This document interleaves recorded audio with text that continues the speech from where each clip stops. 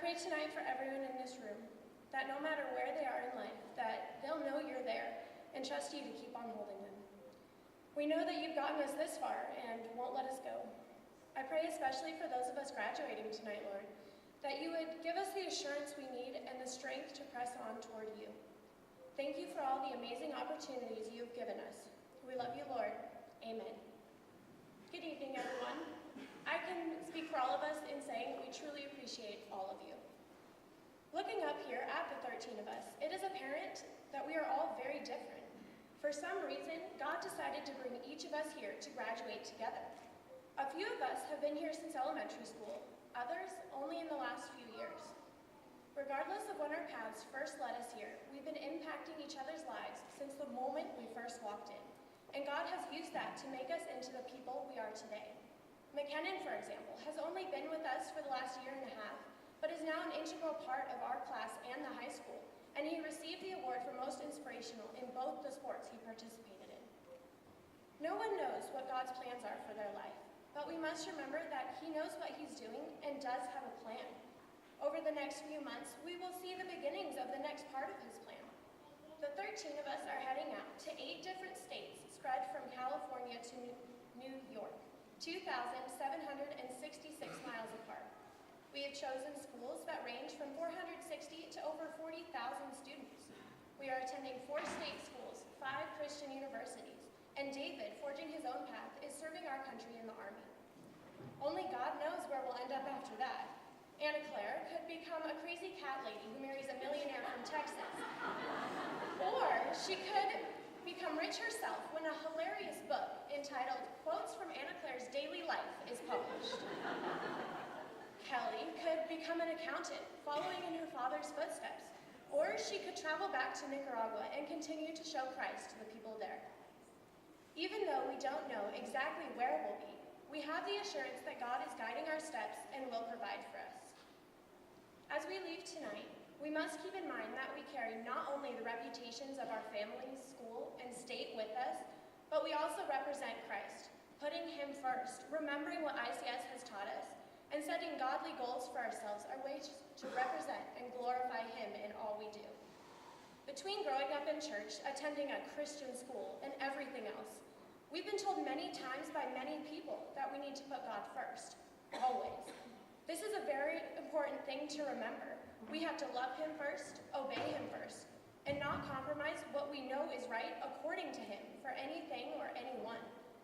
Staying true to God is important not only because he tells us to, but also because he is the only one who will never give up on us, no matter what.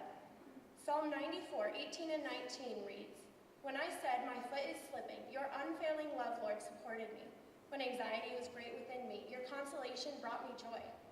Trusting him with all we do is not only vital for our relationship with him, but also the first step in showing his truth to a hurting world. Once we leave Intermountain Christian School and get out there, the skills we've been taught here and the things that we just take for granted, putting others first, thinking about what we're doing, staying devoted to the right things, all of these make us better students, more valuable employees, more steadfast friends, and overall better people. Especially in a world where we are supposed to be a light, it is vital to go above and beyond to be set apart and different. Being able to think for ourselves is one of these life skills that ICS tries to teach us to do effectively. I must say that we have definitely come a long way from freshman year.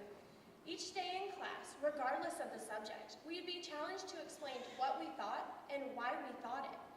Even with RJ bouncing jokes off of any comment made and Morgan in tears from laughing so hard, Mr. Kerr was always sure to answer every legitimate question we threw at him. In Bible class, we challenged each other to think about what we truly believed. Granted, there were the times in Bible class when most of us would sit back and listen as Andreas and Tim debated the smaller details of predestination, or Nalene went off on something that bothered her about the reading. But we all jumped in when we had something to say, and were able to figure out how to think for ourselves in a safe environment. Critically analyzing every situation which comes our way is an invaluable life skill. No matter what comes our way, we'll be able to analyze it, ask questions, and find an answer.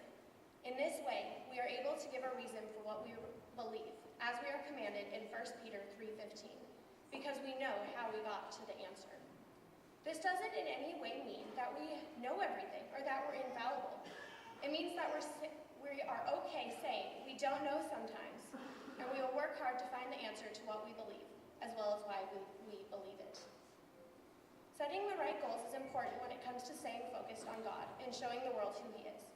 We've all been looking forward to tonight for a long time. Some of us our entire high school career, as a sort of end goal to strive towards. Some days we truly thrived, others we were merely surviving. Now that we've all walked down this aisle and will soon be receiving our diplomas, it is important that we have new goals to strive towards. Goals such as college graduation, surviving boot camp, starting a career, or starting a family. Goals can be very different too. Emily could one day own her own coffee shop, whereas Morgan wants to rule her own country. Now we all know that Alex is going to become the next Dave Ramsey, whereas Ryan may break a world record in swimming to impress a girl. Now, the ultimate end goal is, of course, being reunited with God. And until then, we must persevere and strive to become more like Christ. Life isn't always going to be easy, but God is with us each step of the way. Turn to Him no matter what happens. He blesses us with good times and teaches us through the bad. God is incredibly faithful to us. It is through His grace that the class of 2014 sits before you today. He's gotten us through both the good times and the bad and made us into the individuals we are today. I look forward to what He will do in each of our lives in the future and the men and women He will form us to be.